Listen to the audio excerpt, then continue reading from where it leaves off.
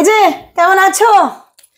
হ্যাঁ গো, ভালো আছি, মোটামুটি ভালোই আছি। আচ্ছা শোনো, এই যে তুমি যে হঠাৎ করে কলকাতা থেকে মানে যখন আসবে তার আগেই চলে এলে, খালি বলে যাচ্ছ যে বলবো বলবো আপনাদের বলবো আপনাদের বলবো, সকলকেই বলে যাচ্ছ, কাউকে তো কিছু বলছো না।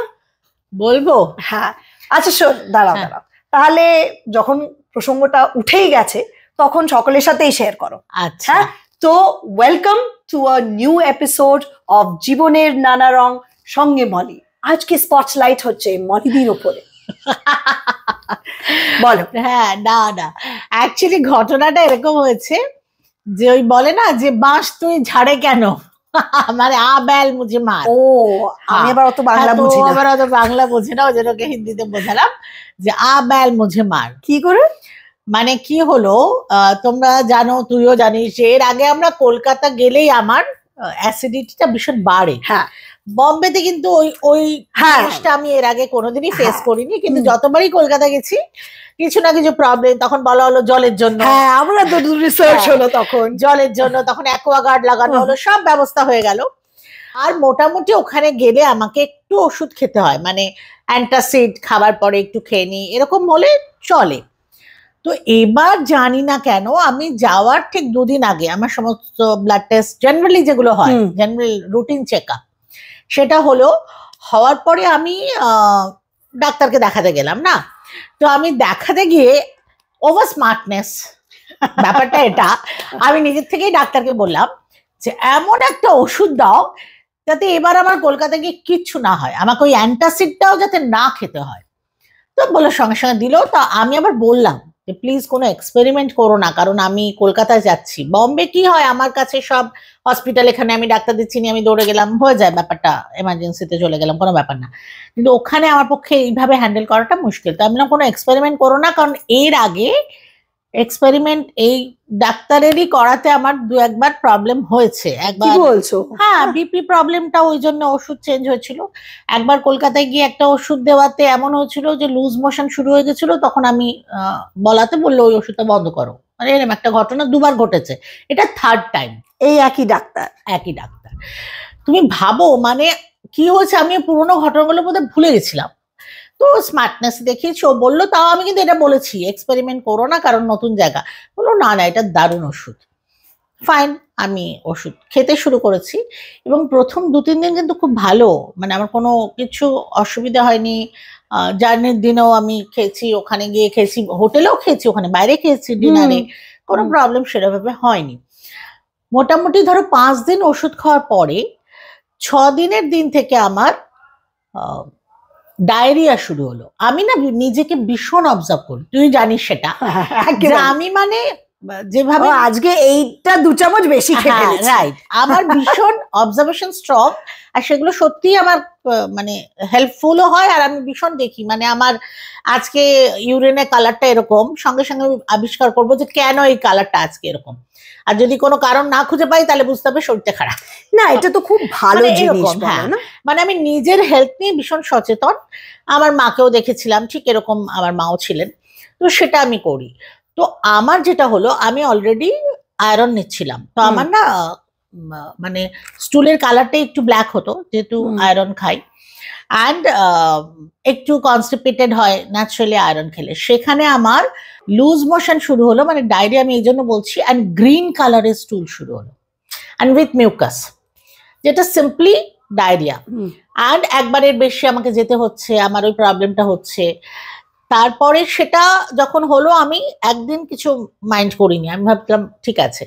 সেকেন্ড ডে আবার, মানে আমার ধরো 6th ডে থেকে 5th ডে পরে শুরু হয়েছে, 7th ডে অবধি ওটা দেখে না আমি নিজে ওষুধটা বন্ধ করলাম। আমার একটা সন্দেহ হলো যে নিশ্চয়ই ওষুধটার এফেক্ট।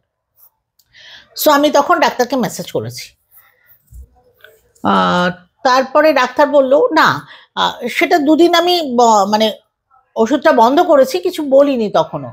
তো সেই রাত্রিবেলা আমি যখন ঘুমোলাম, ভোর 4টের সময় আমার ঘুম ভেঙে গেল, অস্বাভাবিক প্যালপিটেশন, মানে যাকে বলে বুক ধরপড় ধরপড় ধরপড় করে উঠলাম। কি বলছো? ইয়েস, এবং প্রচন্ড ওই কষ্ট একটা। তো আমি পবন মুক্তাসন শুরু করলাম, প্রাণায়াম শুরু করলাম, ভোর 4টের সময় উঠে, ঘুম তো মাথায় উঠে মানে গেছে। কষ্ট মানে কি না আমি তো ঘুমাচ্ছি, হ্যাঁ। আমার ঘুম ভেঙে গেল, প্রচন্ড বুক ধরপড়, হ্যাঁ। তারপরে ওই ঢেকুর ওঠা শুরু হলো, মানে বোঝা গেল গ্যাস হয়েছে, কিছু একটা প্রবলেম হচ্ছে। তো আমি সেগুলো শুরু করলাম, কয়েক ঘন্টা পরে ঠিক হলো। ধরো 4টে থেকে 6টা, 6টা 6:30 নাগাদ আমি আবার ঘুমিয়ে পড়েছি, একটু বেটার ফিল করেছি। আমি উঠেছি 9টা 9:30টার সময়, আমার মুখটা ফুলে গেছিল। তো ন্যাচারালি আমার কাজের মেয়ে, আমার হাজব্যান্ড, ওরা একটু ভয়ও পেয়ে গেল, আমিও পেয়েছি একটু ভয়, যেটা কি হলো। তো সঙ্গে সঙ্গে আমি ডাক্তারকে মেসেজ করলাম, ডাক্তারের রিপ্লাই এলো, ওষুধটা ইমিডিয়েট বন্ধ করো, ব্লাড টেস্ট করো, আর একটা ইসিজি করো। হ্যাঁ, আমি না অ্যাসিডিটি, তার ওষুধের জন্য আমাকে যদি ইসিজি করতে হয়, আর আমি বারবার বলছি কলকাতায় I am not so comfortable কি আমি এই ডাক্তারকে, এই হসপিটালকে আমি চলে যাব। সো আমি নিজেই একটু সাহস জোগাড় করলাম, আমি কিছু করিনি, অ্যাকচুয়ালি ইসিজিও করিনি, ব্লাড টেস্টও করিনি, ওই ওষুধটা বন্ধ করেছি। অ্যান্ড দেন আমার এক বন্ধু আছে ওখানে, সে হোমিওপ্যাথিক ডক্টর, তার কাছে গিয়ে আমি হোমিওপ্যাথিক অ্যান্টাসিড মানে অ্যাসিডিটির ওষুধ নিয়েছি, নিয়ে আমি ছিলাম। তারপরে আমার হাজব্যান্ড বললো যে এই অবস্থা তোমায় রেখে আমি যাব না, কারণ এর আগে আমার যতবারই অ্যাসিডিটি কলকাতায় প্রবলেম হচ্ছে আমি একা ছিলাম। হ্যাঁ, তো হাজব্যান্ড তো দেখেনি, আর আমি আমার মনের জোরে থেকে গেছি, কিন্তু এবার ও রাজি না। তাও আমি বলেছি যে না, আমি যাব না, আমি থাকবো, আমি আমার আরো 7-8 দিন ছুটি আছে, আমি কাটিয়ে তারপরে যাব। কিন্তু কি হলো, এটা যেদিন হলো তার পরের দিনও বললাম যে না, যাব না। তারপরের দিন সকালে আবার সেম প্যালপিটেশন, ও বাবা, আবার ওই ধরপড় ধরপড় ধরপড় করে ভোরবেলা, ওরকম সকালবেলা উঠে। তখন সত্যি কথা বলবো, আমিও একটু ভয় পেয়ে গেলাম। আর আমার ওই হোমিওপ্যাথিক ডাক্তার যে বন্ধু, সেও বললো যে দেখো তুমি থেকে যেতে পারো, এটা অ্যাসিডিটির থেকে হয় প্যালপিটেশন, কিন্তু দাদা যেহেতু তোমায় নিয়ে যেতে চাইছে, সেখানে আমি জোর করব না, কারণ কিছু যদি 19-20 হয় তখন একটা খুব বাজে ব্যাপার হয়ে যাবে, এবং তোমার কিছু হলে দাদাকে আবার ফিরে আসতে হবে, অনেকগুলো পয়েন্ট আছে, সেটা তুমি ভেবে। তো সেটা আমিও দেখলাম যে হ্যাঁ সত্যি কথাই, কারণ ও ছাড়তে চাইছে না, আমি জোর করে থেকে গিয়ে যদি, কারণ আমার প্যালপিটেশন আমি এর আগে কোনোদিন এইভাবে ফিল করিনি। কি হয় আমি শুনেছি অনেকের প্যালপিটেশন হয়, কিন্তু কি হয় জিনিসটা আমি জানতাম না, এই প্রথম জানলাম। এরকম বহু কিছু, আমি বলি না আমার এই 1 বছর আগে যে অসুখটা হলো, তার আগে অব্দি আমি অনেক কিছু জীবনে জানতাম না, কারণ আমি কোনোদিন অসুস্থ সেভাবে হইনি। তো ওই অসুখ হওয়াটা আমার কাছে একটা ট্রমার মতো হয়ে গেছিল, যেহেতু আমি এত বছর কোনোদিন ভুগিনি, হঠাৎ এই বয়সে এসে একটা এত জোরে ধাক্কা, সেটাও যেটা আমি বারবার বলছি ওই ওষুধের এফেক্টেই হয়েছে। এবং যেটা বিপি বাড়লো, সেটা তো বিপি বাড়ার পরে এমন ওষুধ দেওয়া হলো যে আমার সোডিয়াম ফল হয়ে গেল, আমি ব্যালেন্স হারিয়ে ফেলেছিলাম। ওই 1-1.5 মাস আমার যে এত বাজে কেটেছিল, আমি জানি না, সেটা আমার হাজব্যান্ড ওটাই বলছে যে ওই অভিজ্ঞতার পরে তুমি আবার কেন ওষুধ চাইলে। অ্যাকচুয়ালি ওগুলো ভুলে গেছি, ওইভাবে তখন মাথায় নেই, ওষুধের জন্যই হয়েছে কিংবা ডাক্তারের জন্যই হয়েছে সেটাও না, সেটা মনে হয়েছিল, কিন্তু তবুও এই সময় আমি অ্যাসিডিটিটাকেই ফোকাস করেছিলাম। আর আমার কাছে ছিল অ্যাসিডিটি এমন একটা কোনো ইস্যু না যেটা ওইভাবে হতে পারে, এফেক্ট হবে। তো তখন ব্যাপারটা তো এটা হলো। তারপরে তো ফিরে এলাম, এসে আমি হোমিওপ্যাথিক অ্যাকচুয়ালি কন্টিনিউ করছি এখন। তাছাড়া আমি কার্ডিওলজিস্ট দেখিয়েছি, যেটা আমার কলকাতায় করতে বলা হয়েছিল সেটা আমি এখানে এসে করেছি। থ্যাংক গড হার্টে কোনো প্রবলেম নেই, ডাক্তার বলে হচ্ছে।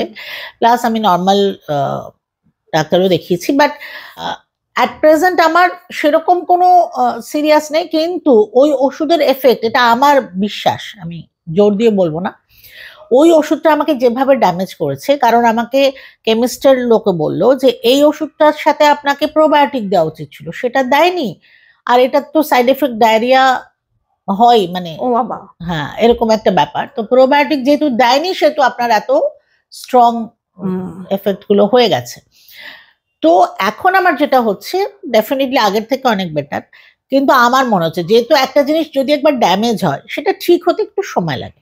তো এখনো আমার মাঝে মাঝে হার্ট বার্ন হচ্ছে, একটু 1 মাস মতো হলো প্রায় আমি হোমিওপ্যাথি খাচ্ছি। তো আমার হোমিওপ্যাথির ডাক্তার বলছে মিনিমাম 3 মাস লাগবে, কারণ হোমিওপ্যাথি একটু সময় নেয়।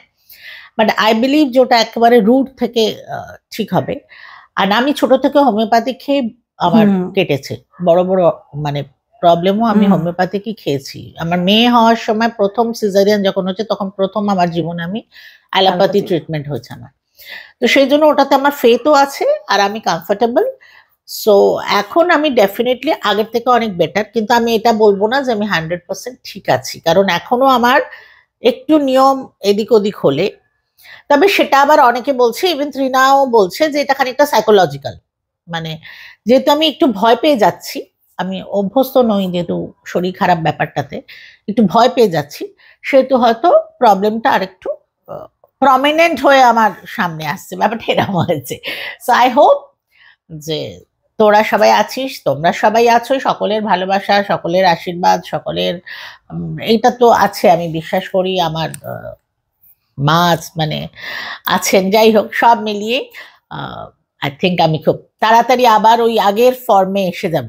খানিকটা তো এসেছি, এসেছি, বাট ওই বলে না সব বেরিয়ে গেছে, ল্যাজটা থেকে গেছে, সেরাম ওই ল্যাজটাকেও বের করে নিতে হবে আই থিঙ্ক, তারপরে আমি ভালো হয়ে যাবো। যাই হোক অনেকদিন ধরেই বলছি বলবো বলবো, তো ত্রিনা এখন বলছে এখন বলো, আর কবে বলবে? সত্যি তো, তাই তো। আর আমার মনে হয় এটাতে দুটো জিনিস আমাদের শেখার একটা একটা হচ্ছে এই যে আমরা ডেফিনেটলি মনে রাখবো যে কোন ডাক্তার আমাদের আগে কি ক্ষতি করেছে, তো আমরা সেম ডাক্তারের কাছে যাব না, মানে চেষ্টা করব যে যাব না।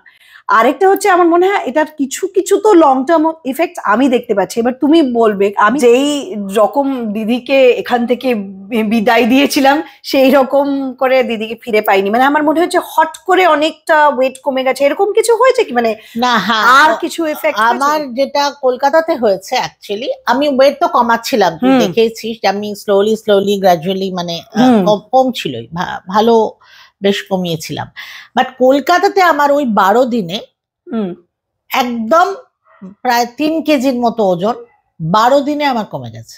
বাবা! তো সেটাও ডেফিনেটলি একটা ওই ওষুধেরই এফেক্ট হবে। হ্যাঁ, তো এইগুলো ধাক্কাগুলো এইভাবে আসাটা কারোরই জীবনে আমরা চাইবো না আসুক, খুব বাজে একটা ব্যাপার হয়েছিল, বাট ঠিক আছে, সব রকম এক্সপিরিয়েন্স লাইফে হতে হবে। তোমরা সবাই খুব ভালো থেকো। একটাই আমি বলবো যে স্মার্টনেস ভালো, ওভার স্মার্টনেস একদম ভালো না। আমার কলেজেও বন্ধুরা বলতো যে মলি স্মার্ট না, মলি ওভার স্মার্ট। তো আজকেও আমি এই বয়সে এসে প্রমাণ করছি যে আমি স্মার্ট না, আমি over smart, which is actually not good. তো সেটার দরকার নেই, সুন্দর ব্যালেন্স করে লাইফটাকে নিয়ে হাসি খুশি ভাবে কাটিয়ে দাও, তাই না? চলো সবাই খুব ভালো থেকো। আই থিঙ্ক আমার থেকে যদি কেউ কিছু মানে শিখে থাকো যে না এটা করা উচিত কি এটা করা উচিত না, তাহলেও আমার খুব ভালো লাগবে। আর সবাই খুব ভালো থেকো, আর সবাই প্রে করো আমি যেন খুব তাড়াতাড়ি আবার ওই আগের মতো, এখন চলছে 80%, আমি যেটা বললাম না 80-90% আমি মোটামুটি আগের মতোই আছি, বাট ওই 10%টা এখনো লড়ছি, তো হয়ে যাবে। চলো বাই বাই বাই। ভালো হয়েছে তোমার, মানে খুশি লেগেছে তো? খুব ভালো, মানে একদম ছাড়ছে না, খুব ভালো হয়েছে না, কারণ এটা দরকার ছিল, কারণ মানে লোকেরাও নিশ্চয়ই কি হলো হঠাৎ, আর মানে এরকম অবস্থা হলো যে চলে যেতে হলো একেবারে। ফিরে আসাটাই প্রথম, এর আগেও এতবার শরীর খারাপ ফিরিনি, এই প্রথম, কারণ বেশ একটু ধাক্কার ব্যাপার। এনিওয়ে চলো বাই, আবার দেখা হচ্ছে।